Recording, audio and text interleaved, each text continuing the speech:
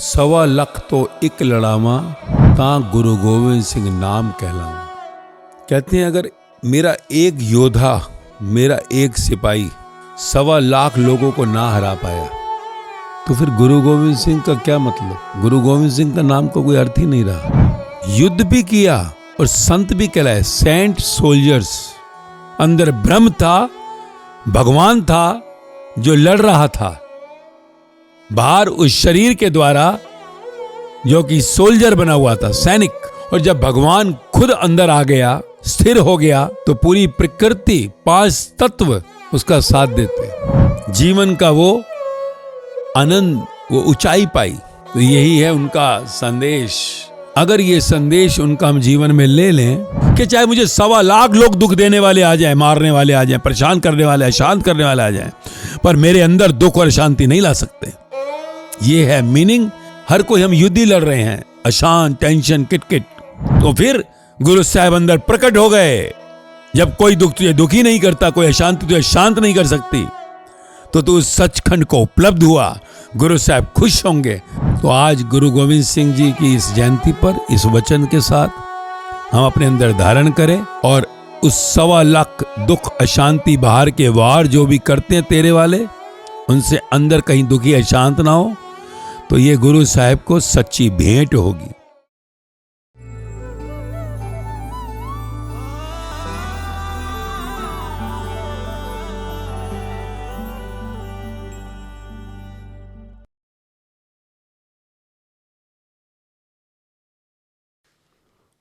आज का सवाल क्या है?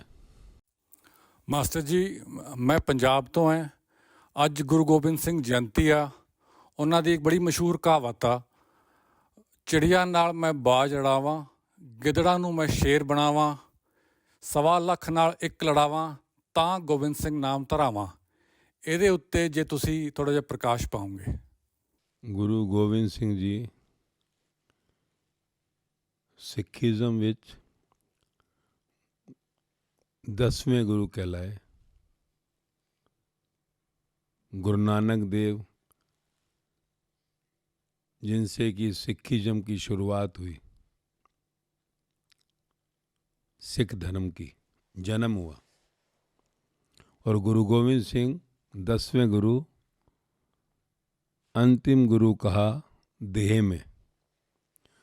और उसके बाद 11वां गुरु ग्रंथ साहिब को गुरु कहा गया। सिखिज्म में 5वें गुरु, गुरु अर्जुन देव जी से आगे जो भी गुरु हुए, सभी गुरु जो है कहीं ना कहीं युद्ध के मैदान में, जैसे 10वें गुरु तक ज्यादातर कुर्बानियां देते चले गए। उस समय जैसे हमको मालूम है, हिंदुस्तान में मुगल राज्य था। मुगल राज्य बाबर से शुरुआत हुई जब गुरु नानक देव थे, और गुरु गोविंद सिंह तक आते आते 10वें गुरु तक आते हुए औरंगजेब आया।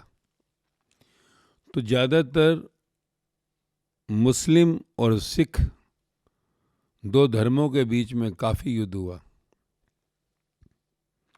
और इस युद्ध में 5वें गुरु से आगे जो भी गुरु हुए, सबकी कुर्बानियां हुई, शहीद हुए।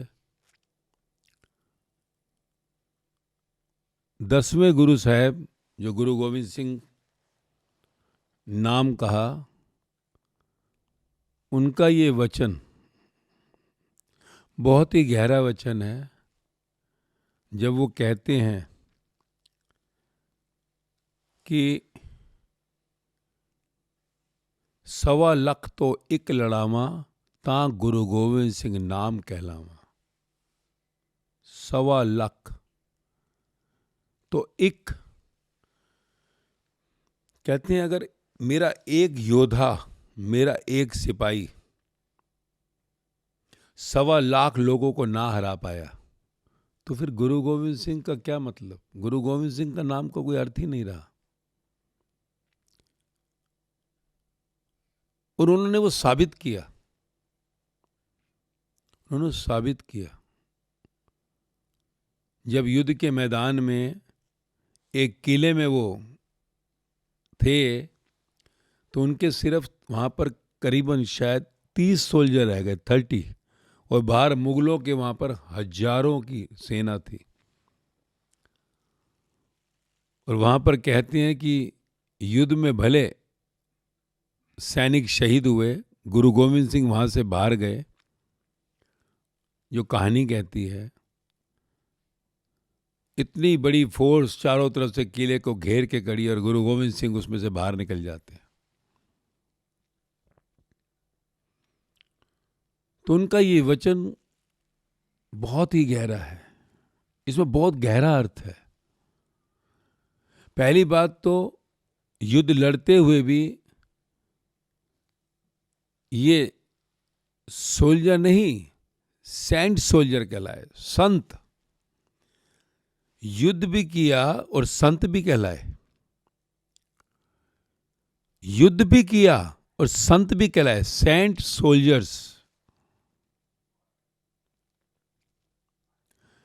क्यों गुरु गोविंद सिंह जी या उनसे पहले गुरु तेग बहादुर हुए और उनसे पहले जो गुरु हुए 5वें गुरु से, ये क्यों गुरु सब सेंट सोल्जर कहलाए? एक सोल्जर सेंट कैसे हो गया, संत कैसे हो गया? आज भी हमारे देश के अंदर सोल्जर्स हैं, पर कभी सुना इस सोल्जर को हमने संत कहा हो? किसी भी देश के अंदर कभी सुना कि सोल्जर को संत कहा गया हो?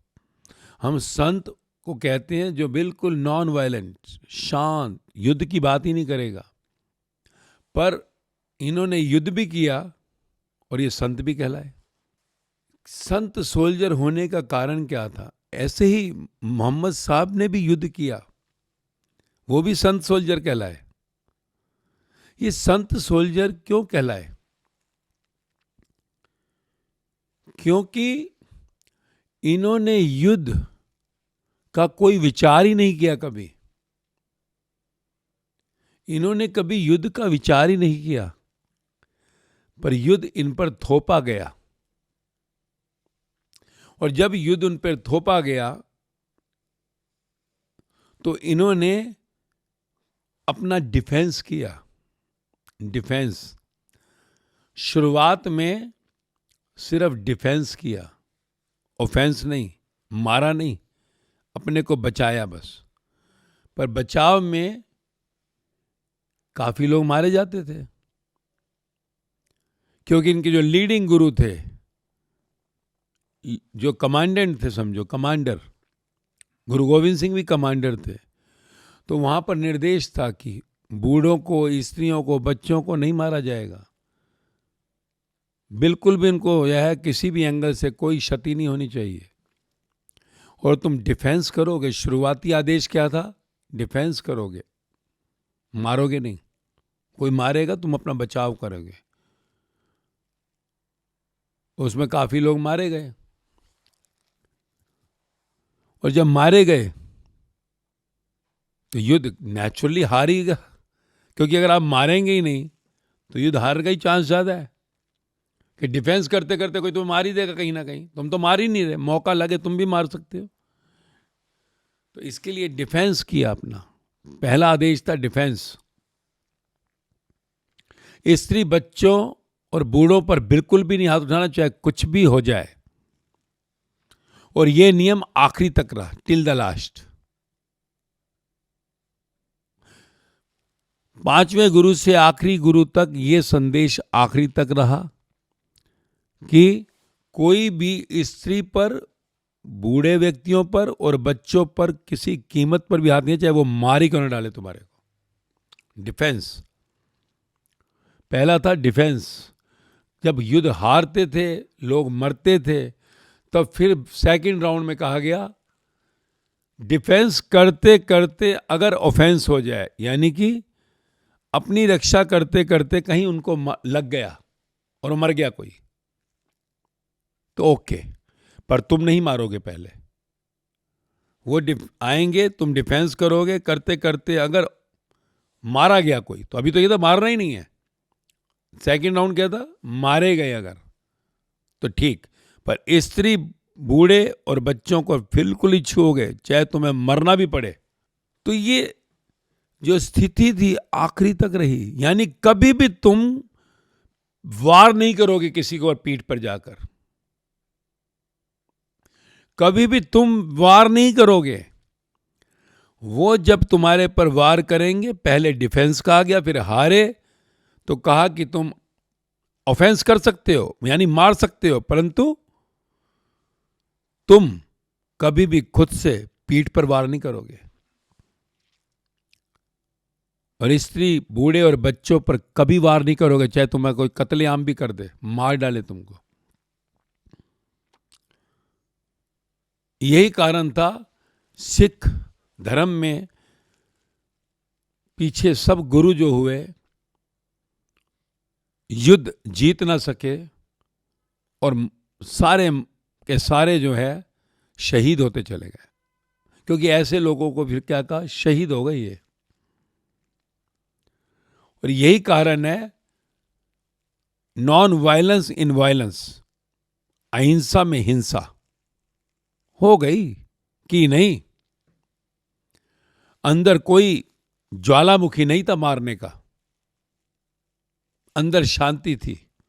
युद्ध का मैदान इनके लिए कर्म क्षेत्र था, कर्म क्षेत्र, अंदर से खाली, बाहर से जो भी है वो खेल था इनके लिए,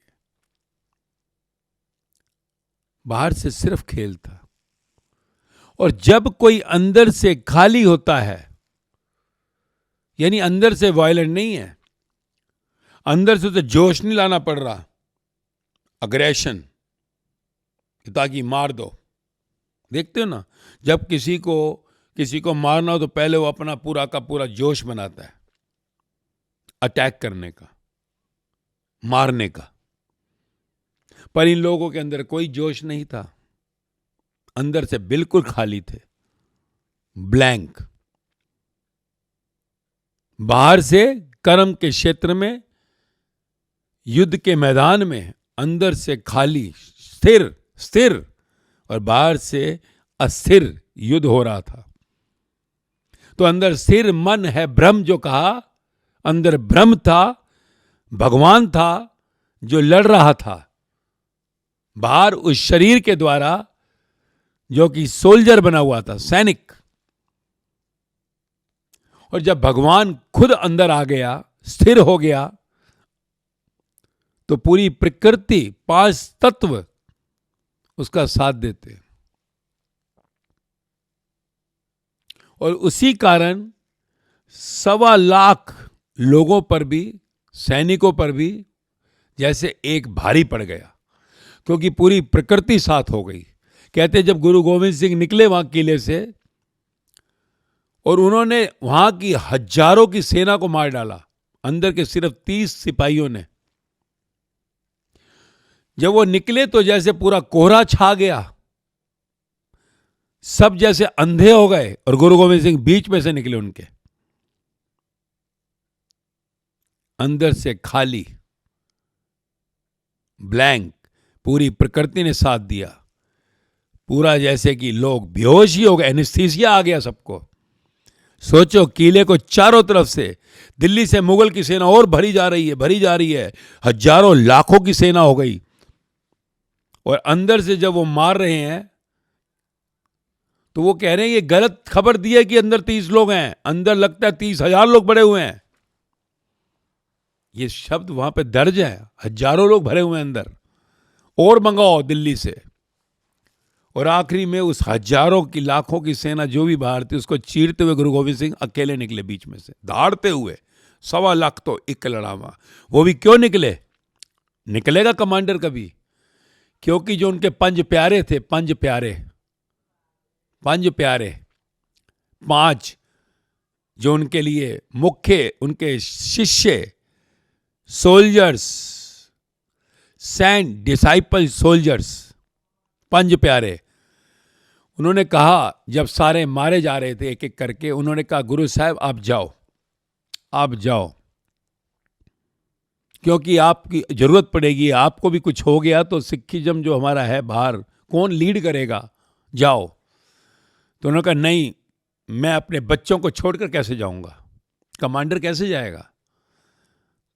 तो जब 5 प्यारे हुए थे, ये कहानी है जो, वो 5 प्यारे जब हुए तो उस समय एक वो हुआ था कि गुरु साहब, क्योंकि याद रखना जब कोई शिष्यता को उपलब्ध हो जाता है, जब कोई शिष्यता को उपलब्ध हो जाता है, यानी कोई सत के साथ मिलकर एक हो जाता है, गुरु शिष्य जब एक हो जाते हैं, जब कोई अपने को शिष्य ले लेता है, गुरु जब किसी को शिष्य ले लेता है, स्वीकार कर लेता है, तो वो एक हो जाते हैं।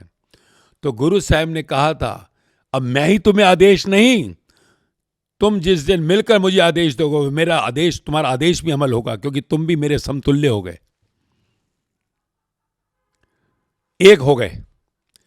तो उनको वो बात याद आ गई जब गुरु साहब ने माना नहीं कि मैं नहीं जाऊंगा, मैं नहीं जावांगा इधरों स्थान छोड़ के। फिर उन्होंने 5 ने जो सा सलाह की, 5 थे जो भी शिष्य वहां पर, उन्होंने कहा कि आज उनको याद आ गया कि गुरु साहब ने कहा था कि तुम मिलकर अगर कहोगे तो तुम्हारा आदेश भी मुझे मानना पड़ेगा। देखो गुरु कह रहा है, सच्चे गुरु थे ना। तो शिष्यों ने मिलकर कहा असी आज तुहानू आदेश देने कि जाओ। तब गुरु साहब ने कहा,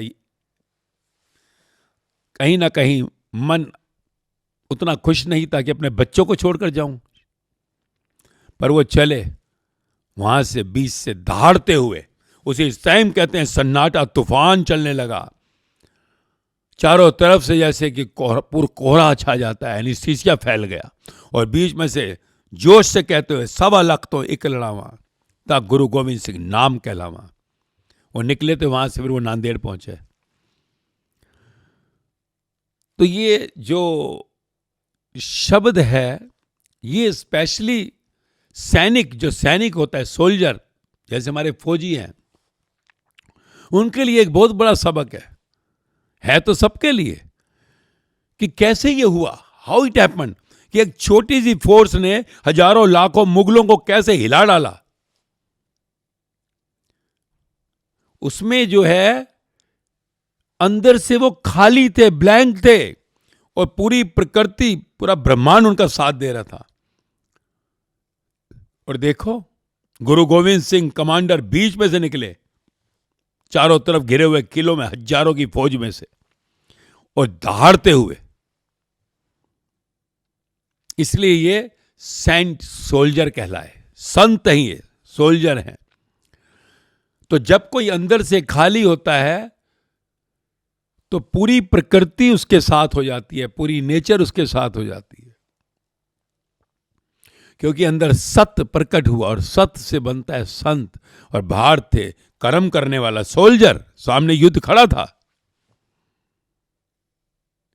तो ये हर एक को समझना है, चाहे कोई सोल्जर है या सिविलियन है। अंदर से जब कोई खाली हो जाता है तो उसके साथ पूरी प्रकृति हो जाती है, और पूरा ब्रह्मांड उसकी रक्षा करता है, फिर वो अकेला नहीं होता। तो ये संदेश था गुरु गोविंद सिंह जी का संसार के लिए, कि अंदर से जब कोई अपने को खाली करता है तो उस सत्य को, उस परमात्मा को अपने जीवन में अनुभव करता है। इसलिए ये सब सेंट सोल्जर कहलाए। और इन सब को गुरु नानक देव की तरह नानक की उपाधि मिली, नानक। गुरु नानक देव शांत स्वरूप, ये सब भी शांत स्वरूप कहलाए, युद्ध करते हुए भी शांत स्वरूप कहलाए। जीवन का वो आनंद, वो ऊंचाई पाई। तो यही है उनका संदेश। जे असी समझ सकिए तो फिर वधिया, वाह वाह, क्योंकि एयो उन्हां दा संदेश जीवन दा सानू भी गुरु साहब नाल मिला के एक कर देगा, एक कर देगा। जिस लोक में रहते हैं उसको परलोक सचखंड पार ब्रह्म का गौड़ होम कहा। और यही उनका सच्चा संदेश था कि अंदर से खाली हो जाओ, अंदर कुछ ना रखो, न काम, न क्रोध, न लोभ, न मोह, न अहंकार। मैं नहीं तू, मेरा नहीं तेरा। यही कहा गुरु साहब ने। होमे नहीं लानी अंदर। जे अंदर होमे आ गई ते तू कुड़ियार है, फिर तू सेंट नहीं है। क्योंकि जीवन में हम सब कहीं ना कहीं लड़ ही रहे हैं, लड़ाई कर रहे हैं। कहीं दौलत की लड़ाई, कहीं शोहरत की लड़ाई, कहीं आकर्षण की लड़ाई। उन्होंने युद्ध लड़ा तलवार का, और तू युद्ध लड़ रहा है माया का, कंचन कीर्ति कामिनी का। फर्क क्या है? तो अंदर से खाली हो गए तो कंचन कीर्ति कामिनी तेरे अंदर घर नहीं करेगी। मैं मेरा तेरे अंदर घर नहीं करेगा। बस बाहर मैं मेरा रहेगा, अंदर तू तेरा, तू तू तू, तेरा तेरा तेरा तेरा तेरा। और यही सच्ची जौन सा है गुरु साहब के लिए हमारी ओर से उनके जन्म दिवस पर कहीं एक भेंट होगी। अगर तू अंदर से खाली हो जाए, कि अंदर की मैं मेरा को बाहर कर दे, और तू ही तू तू तू तू तू ही तू ही तू, तेरा तेरा तेरा तेरा करते हुए तू अंदर से उस सत्य को, उस गुरु साहब को प्रकट कर बाहर माया के खेल में कहीं ना अटकते हुए इस लोक से परलोक, जिसको सचखंड कहा गुरु साहब ने, वहां पहुंच जाए और उनके संग अनंत समय तक रहे। तभी ये तेरे जन्म की सफलता है। तुझे बार बार इस जन्म मरण में नहीं आना पड़ेगा, तुझे बार बार इस 84 के चक्र में नहीं आना पड़ेगा। गुरु साहब ने कहा बाहर संसार की कितनी भी दौलत हो, पहले गुरु साहब गुरु नानक देव जी के जपू जी साहब में दर्ज है कि संसार की सारी दौलत, सारी शोहरत तेरी हो जाए, पर वो उस एक को ना पाया तो कीटा बिच कीट। तो सोच, कीड़ों में भी गंदा कीड़ा बनेगा। और अगर उस एक को पा लिया, संसार की दौलत शोहरत है या नहीं कोई फर्क नहीं पड़ेगा, तो उस एक को पाकर जगदीश को पालेगा। एक ईश, एक उस ईश्वर, एक ओंकार सतनाम, तो सत्य का नाम पालेगा तू, संत का स्वरूप हो जाएगा तू।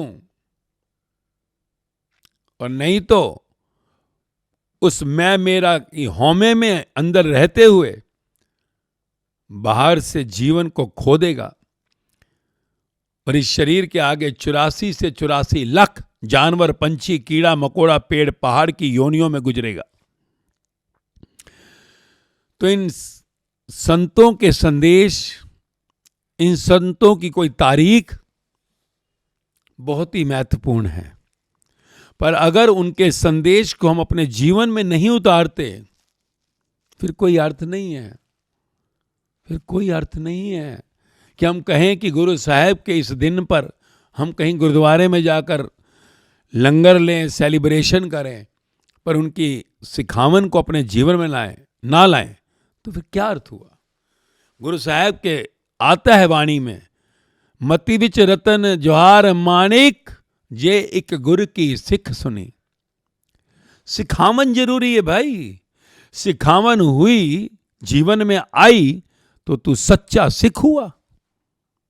सिखावन से होता है कोई सच्चा सिख। और सिखावन यही है कि तुझको भी अंदर से होमे को बाहर करना है और अंदर गुरु साहब को प्रकट करना है, तभी बाहर कहलाएगा सैंड सोल्जर।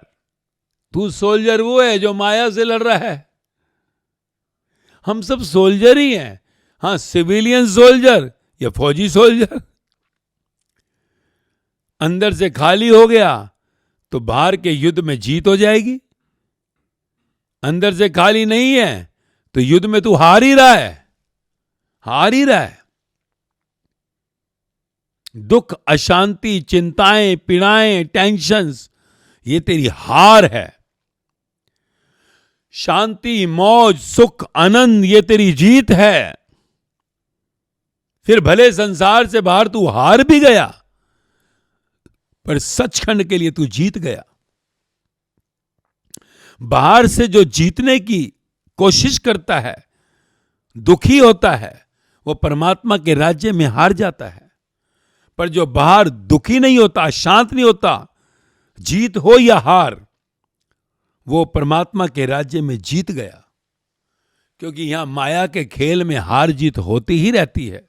खेल है, पर अंदर जिसकी स्थिरता बनी है, शांति बनी है, मौज बनी है, हार में या जीत में, वो उस रब को पा लेता है, उस सचखंड को पा लेता है, उस गॉड को पा लेता है, गुरु साहिब को पा लेता है।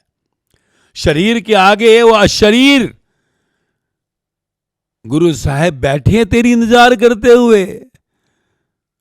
उठ, आ चलिए उस सचखंड दे द्वार, जितने तेरी इंतजार कर रहे ने गुरु साहिब। हो जाओ सच्चे सिख। अगर ये संदेश उनका हम जीवन में ले लें, बहुत गहरा संदेश है। 1.25 लाख तो एक लड़ावा, ते गुरु गोविंद सिंह नाम कहलावा। कि चाहे मुझे 1.25 लाख लोग दुख देने वाले आ जाएं, मारने वाले आ जाएं, परेशान करने वाले, अशांत करने वाले आ जाएं, पर मेरे अंदर दुख और शांति नहीं ला सकते। ये है मीनिंग एक सिविलियन के लिए। वो शब्द है एक फौज के लिए, जो वो फौज था। हर कोई हम युद्ध ही लड़ रहे हैं, अशांत, टेंशन, किटकिट। 1.25 लाख दुख आ जाए, चारों तरफ दुख से गिर जाऊं, पर मैं अपने में इतना बलशाली हूं कि कोई दुख अशांति मुझे अंदर जाकर दुख अशांत नहीं कर सकता। तो फिर गुरु साहब अंदर प्रकट हो गए। जब कोई दुख तुझे दुखी नहीं करता, कोई अशांति तुझे शांत नहीं कर सकती, तो तू उस सचखंड को उपलब्ध हुआ। गुरु साहब खुश होंगे तेरी इस आज के शुभ दिवस पर, जिसको तू कहता है कि आज जयंती है। गुरु साहब को सच्चा तोहफा कौन के जन्मदिन का? अगर नहीं तो कम से कम धारण कर ले, धारणा, डिटर्मिनेशन, कि अंदर से अब मैं अशांत नहीं होऊंगा, दुखी नहीं होऊंगा, चाहे कुछ भी हो जाए। तो शायद अगले जन्मदिन से पहले उनको ये तोहफा तू दे सके, तभी होगा ये शुभ दिन तेरे लिए। और नहीं तो जन्मों से हम चलते जा रहे हैं। 300 साल पहले, 500 साल पहले ये सब गुरु साहब आए थे, तू मर मर कर फिर लौट गया, पहुंचा नहीं सचखंड। कोई तो कारण है।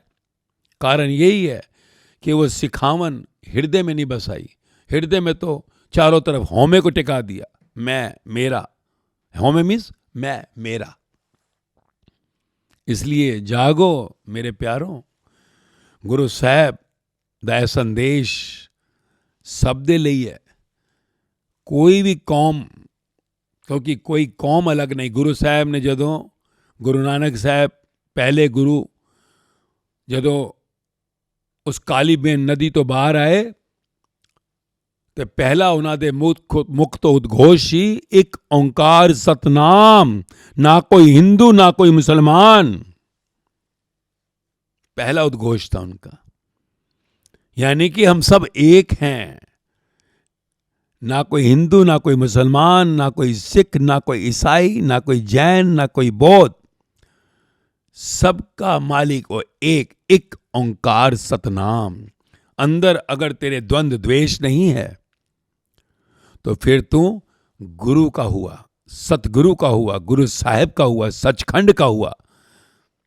तो फिर ये तेरा जन्म सफल हुआ। शुभ संदेश तेरे को आज मिला। अगर अंदर धारण कर कर उस पर नहीं उतरा, तो गुरु साहब को तोहफा नहीं मिला आज। तो आज गुरु गोविंद सिंह जी की इस जयंती पर इस वचन के साथ हम अपने अंदर धारण करें, और उस 1.25 लाख दुख अशांति बाहर के वार जो भी करते हैं तेरे वाले, उनसे अंदर कहीं दुखी अशांत ना हो। तो ये गुरु साहब को सच्ची भेंट होगी। और हर सैनिक को युद्ध के मैदान में अंदर से खाली होते हुए बाहर 1.25 लाख पर हावी होना है। पर वो कब होगा? जब अंदर से वो भी शांत होगा, रिलैक्स्ड होगा। तो ये सच्चा संदेश है जिसको हमने जीवन में लाना है। तभी सचखंड पहुंचेंगे, और ये जन्म सफल होगा।